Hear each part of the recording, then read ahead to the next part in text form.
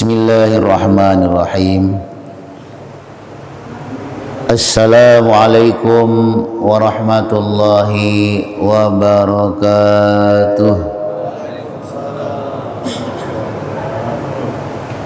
Alhamdulillahilladzi ja'ala Ramadan syahrus siyam li ibadil mu'minin. Asyhadu an la ilaha illallah al-malikul haqqul mubin. Wa asyhadu anna sayyidana Muhammadan abduhu wa rasuluh imamul anbiya wal mursalin. Allahumma salli wa sallim wa barik ala sayyidina Muhammad wa ala alihi wa ashabi ajma'in. Amma ba. Kaum muslimin, saimin dan saimat jemaah salat subuh yang semoga senantiasa dimuliakan oleh Allah Subhanahu wa taala. Alhamdulillah, subuh hari ini kita sudah berada pada subuh yang ke-14 di bulan Ramadan 1446 Hijriah. Berarti kita sudah hampir separuh jalan di bulan Ramadan ini. Mudah-mudahan kita tetap diberi oleh Allah kekuatan dan kesehatan sehingga kita dapat melaksanakan ibadah puasa ini sampai akhir nanti. Amin ya rabbal alamin. Salawat beriring salam semoga senantiasa tercurah kepada junjungan alam baginda Nabi besar Muhammad sallallahu alaihi wasallam, Nabi akhir zaman yang telah berhasil dengan sukses membawa kita keluar dari alam kegelapan menuju alam yang terang benderang. Hadirin rahimakumullah, salah satu perintah Allah kepada kita adalah berdoa kepadanya. Sebagaimana firman Allah dalam surah Al-Mu'min ayat 40, ud'uni astajib lakum. Berdoalah kamu, niscaya akan aku ijabah, akan aku kabulkan doamu. Dalam hadis dikatakan, man lam yas'alullah ghadiballahu alaih. Barang siapa yang tidak mau berdoa kepada Allah, maka Allah akan murka kepadanya. Mengapa? Sebab doa ini menunjukkan bahwa kita ini adalah hamba Allah, menunjukkan kelemahan kita di sisi Allah SWT, bahwa kita ini lemah, makhluk yang dhaif. Maka kita minta kepada Allah. Bahkan doa ini, kata Nabi, ad-du'a mukhul ibadah. Doa itu adalah inti sari dari ibadah, dan doa ini merupakan senjata orang-orang beriman. Ad-doa minhajul mu'minin. Menurut para ulama, salah satu yang dapat mempermudah doa diijabah oleh Allah adalah dengan amal soleh yang kita lakukan. Sebagaimana diceritakan dalam hadis Bukhari Muslim bahwa Rasulullah menceritakan kepada para sahabat, di zaman dahulu itu ada 3 orang musafir. 3 orang musafir ini dalam perjalanan itu karena hujan mereka berteduh di sebuah gua. Tiba-tiba setelah mereka masuk ke dalam gua, batu dari gunung itu runtuh dan menimpa pintu gua. Akhirnya pintu gua tertutup. Maka 3 orang ini berusaha untuk membuka pintu gua tadi yang tertutup oleh batu besar. Tenaga habis digerakkan, tapi sedikit pun tidak bergerak. Batunya tidak bergerak. Maka salah seorang mengatakan, satu-satunya usaha kita adalah berdoa. Mudah-mudahan Allah bisa membukakan pintu gua ini. Kalau tidak bisa, maka alamat inna lillahi wa inna ilaihi raji'un, tidak bisa keluar. Maka katanya, mari kita berdoa. Akhirnya yang pertama berdoa, ya Allah, Ini sebelum dia berdoa, sebelum permintaannya minta pintu gua, dia menceritakan amalnya. Ya Allah, dahulu aku punya dua orang tua yang sudah tua. Setiap malam aku memberinya minum susu. Sehari-hari aku menghidupi orang tuaku ini dengan anak dan istriku dari mengembala. Suatu ketika aku terlambat datang karena ada urusan, dan ketika aku datang ternyata orang tuaku sudah tertidur. Maka aku tidak berani membangunkannya, dan susu yang sudah aku siapkan itu telah aku pegang. Anakku menangis minta susu, tapi tidak aku berikan, karena prinsipku sebelum orang tuaku meminumnya, maka anak dan istriku tidak boleh meminumnya. Akhirnya sampai subuh orang tuaku baru terbangun, maka aku berikanlah minuman itu kepada orang tuaku, baru kepada anak dan istriku. Ya Allah, aku lakukan ini ya Allah mengharap ridho-Mu ya Allah. Kalaulah ini suatu kebaikan ya Allah, bukakanlah pintu gua ini ya Allah. Hadirin, tiba-tiba pintu gua bergeser. Tapi mereka coba keluar, belum bisa keluar. Harinya orang kedua berdoa, ya Allah, dulu aku pernah mencintai sepupuku, tapi dia menolak cintaku. Akhirnya suatu ketika musim paceklik, ia datang menemuiku minta bantuan. Maka aku memberinya 120 dinar, tapi dengan syarat dia harus mau melayaniku atau berhubungan badan denganku. Karena terdesak, sepupu itu pun menyetujuinya.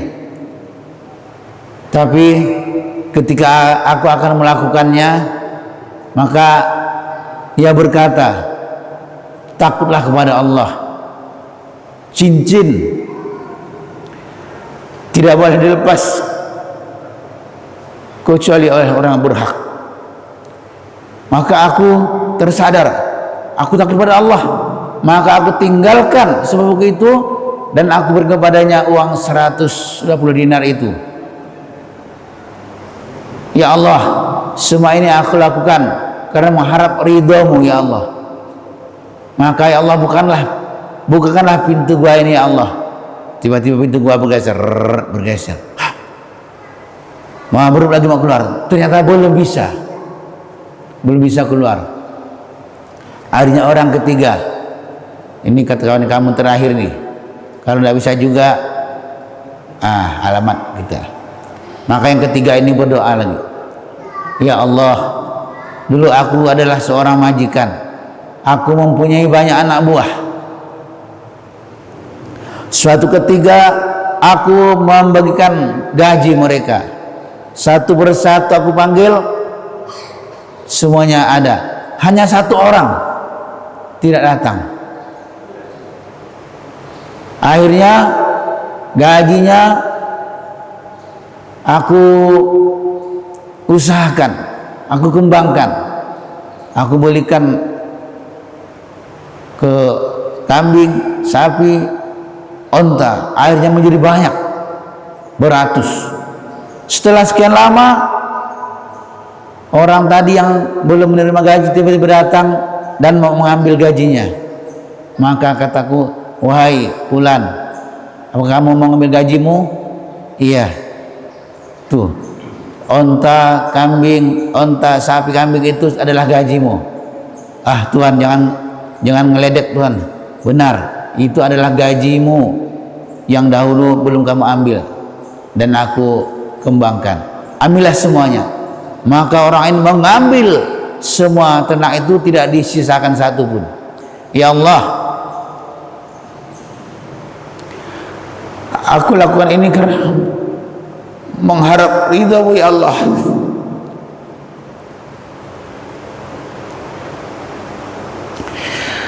Maka bukakan ya Allah pintu gua ini. Hadirin, tiba-tiba pintu gua terbuka lebar, terbuka lebar. Alhamdulillah, akhirnya mereka bisa keluar gua dan selamat. Hadirin berbahagia, begitulah kekuatan doa. Ternyata doa kita ini akan diijabah oleh Allah SWT adalah kita dengan iringi, yaitu dengan amal soleh kita.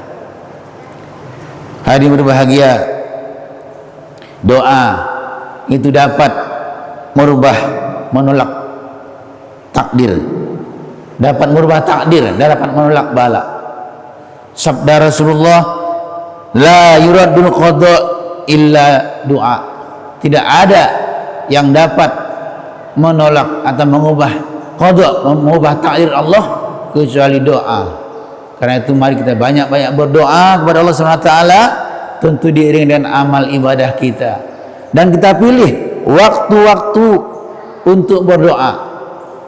Kata Rasulullah, waktu yang makbul itu yang pertama adalah saat kita puasa ini. Ketika puasa dan ketika kita berbuka, ini adalah waktu yang sangat makbul untuk berdoa. Kemudian yang kedua, dalam sujud kita, terutama sujud terakhir, kita panjangkan, kita doa, karena waktulah kita menjadi yang hamba yang sangat tunduk kepada Allah Subhanahu wa taala. Kemudian di sepertiga malam terakhir, kita sholat tahajud, itu kita berdoa kepada Allah Subhanahu wa taala. Kemudian selesai sholat wajib, jadi kita habis sholat wajibnya jangan sampai assalamualaikum warahmatullahi wabarakatuh, macam salabah zaman dulu, Allahumma lantas jalan. Kalau kita Allahumma antas salam, tapi salabah Allahumma lantas jalan. Mengapa? Itu karena katanya pakaiannya hanya satu, akan bergantian dengan istrinya. Tapi kita sekarang kita berdoa terlebih dahulu setelah selesai sholat kita. Kemudian antara azan dan iqamah, ini waktu yang sangat diijabah oleh Allah SWT, antara azan dan iqamah.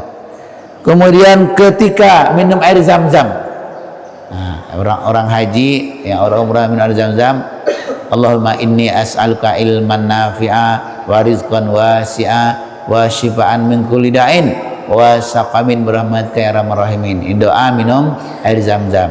Baik kita di Mekah maupun di sini, asal minum air zam-zam, baca doanya, Allahumma inni as'aluka ilman nafi'a, ya Allah aku mohon kepadamu ilmu yang bermanfaat, wa rizqan wasi'a, rezeki yang luas, wa shifaan min kulli da'in wa saqamin, sembuh dari segala penyakit dan yang menyakitkan.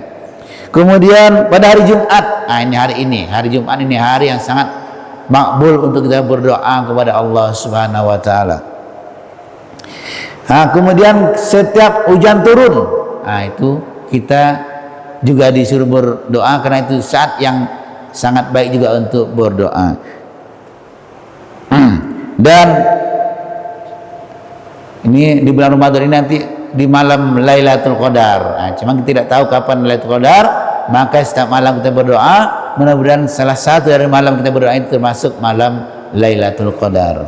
Hadirin, mudah-mudahan doa kita senantiasa diijabah oleh Allah SWT, dan doa kita ini walaupun tidak langsung dikabulkan oleh Allah SWT, karena doa ini ibadah, maka ada tiga kemungkinan. Yang pertama, doa kita itu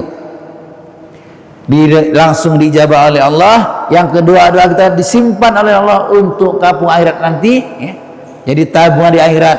Dan yang ketiganya, doa kita ini adalah akan menjadi yang menghindarkan kita dari kejelekan-kejelekan dunia.